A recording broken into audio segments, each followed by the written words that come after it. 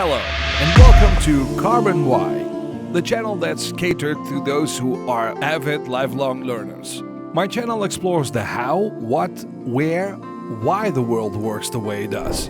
Make sure to hit the like and subscribe button so that you can get notified of my next video. In this week's episode, we found out about why credit card fraud hasn't stopped in the US. Credit cards, so convenient yet so problematic. Credit card fraud is way on top as the most common type of identity theft in the US. It accounts for over 40% of all identity thefts. There were 271,823 cases in 2019. That's more than double the amount reported in 2017. Credit card victims are left feeling angry or mad, and some are even afraid. Credit card theft is a big business with organized crime rings backing the majority of thefts. The Federal Reserve Bank of Atlanta estimated that over 75% of consumers in the US have at least one credit card. It also estimates that card fraud losses in the US amount to a little more than a dime for every $100 they spend. Aid Group's Fraud and AML Practice estimate that in 2020 alone, $11 billion were lost in the US due to credit card fraud, and most of that occurred online. Why is it so hard to stop in the US? How badly would it affect the economy? Credit card fraud can occur in two ways: card present or card not present. Card present frauds used to be the most popular type of card fraud for years, where card thieves would use the stolen or counterfeit cards to make purchases. But nowadays, most credit card frauds are card not present, which involves online or over-the-phone exchanges. Card not present fraud is easier for criminals to commit. All they need is a fake identity and a stolen credit card number. Whereas card-present fraud is a little bit more difficult to commit. The criminal would have to duplicate the card and learn how to copy the chip, a very complicated process. But in a digital world where everything is online, purchases, exchanges, the works, it's much easier now than ever for criminals to steal your credit card and rack up huge debts in your name. There are so many ways that criminals gain access to your credit card info, for something as simple as peeking over your shoulder while you're making a purchase to complex massive hacking operations like the Equifax security breach in 2017 that involved over 200,000 credit card numbers. And criminals are just getting smarter and more high-tech every year. Developments like the dark web and cryptocurrency have provided a new platform for credit card fraud to occur and fraudsters to interact with each other. Small businesses are especially vulnerable. Places like your dentist or the local pizza joint down the street. These businesses collect your payment data each time you make a purchase.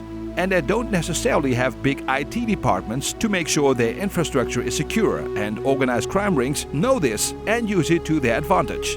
So they pick on small businesses where they can get thousands of credit card numbers with a single breach. But shockingly enough, criminals aren't the only ones responsible for credit card fraud. In recent years, there had been a massive increase in what's known as friendly fraud.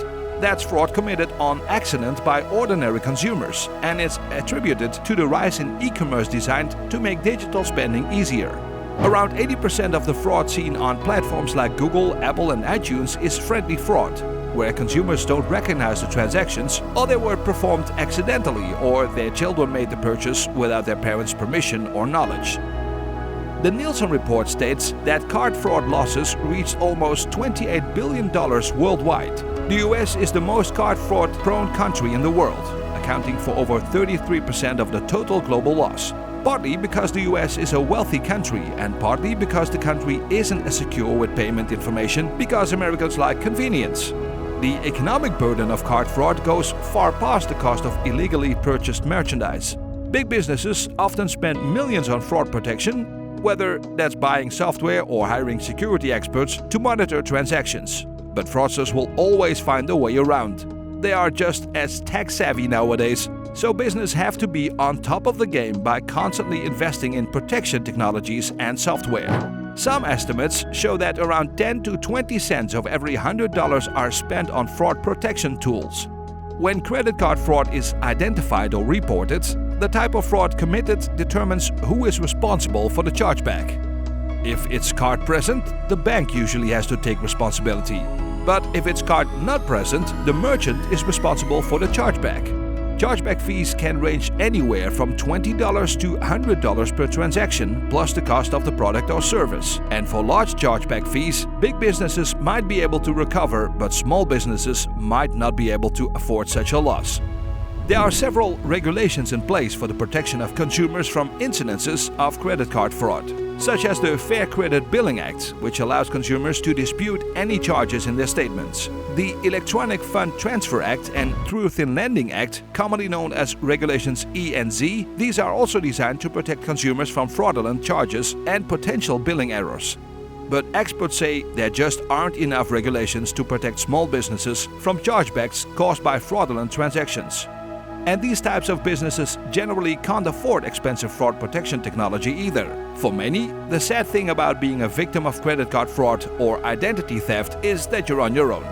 Experts agree that credit card fraud is such a difficult problem to solve in the US for two reasons. One being the fact that credit card thefts often go unreported, uninvestigated, and unpunished by the law. So, small businesses rarely get law enforcement involved because they rarely succeed in catching the criminal, and big business don't report because they don't want the fraud to reflect badly on them. And a lot of card frauds also go unnoticed by consumers after their banks automatically clear bogus charges. Credit card fraud being cross-jurisdictional also makes it very difficult for law enforcement to go after, unless it's a large organized crime ring that has proven to do severe damage. The other reason is that banks and big businesses that are capable of initiating change have no real incentive to eliminate credit card fraud. Companies like Visa and MasterCard make a lot of money from transactions and the chargeback fees that merchants have to pay. So there's no incentive to help solve the fraud problem, because solving it would cause that revenue stream to disappear for these companies. In response to these claims, MasterCard said the company invests in technologies, processes, and expertise to prevent, detect, and resolve potential threats. Visa said it is focused on maintaining the integrity of the payment network through AI technology, and that merchants and banks only incur fees from fraudulent transactions if they cannot meet standard thresholds for fraud prevention over time. But the fraud problem is only getting worse. Nielsen report estimates that credit card fraud can reach $40 billion worldwide by 2027, and the lockdown also plays a major role in the explosive growth of credit card fraud activity. Experts say that in every economic downturn, such as the one brought on by the 2020 lockdown, these kinds of attacks become more successful, and in 2 to 3 years, credit card fraud numbers will see a substantial increase. Most companies are looking towards technological solutions in solving credit card fraud, like machine learning or the EMV chip, which makes fraud much harder because of the encryption. Some European countries have even mandated a multi-authentication system known as 3D Secure that has shown promising results. But the chances of seeing that implemented here in the US anytime soon is slim to none.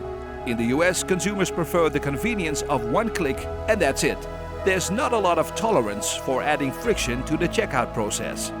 Advisors believe that educating consumers on basic practices, such as keeping an eye on your bank statements, checking them once a week to make sure there are no unauthorized purchases, and not using the same passwords on all your online accounts, can raise consumer awareness and is vital in combating credit card fraud. They also say collaborating between merchants, users, issuers, and shoppers will also be beneficial. Still, more experts think that the US is far from ending credit card fraud, because as long as there's money being transferred digitally and data breaches, there's going to be fraud. Thank you for watching this video. If you like this video, please like and subscribe, and watch these videos that might pique your interest. Thank you for your support.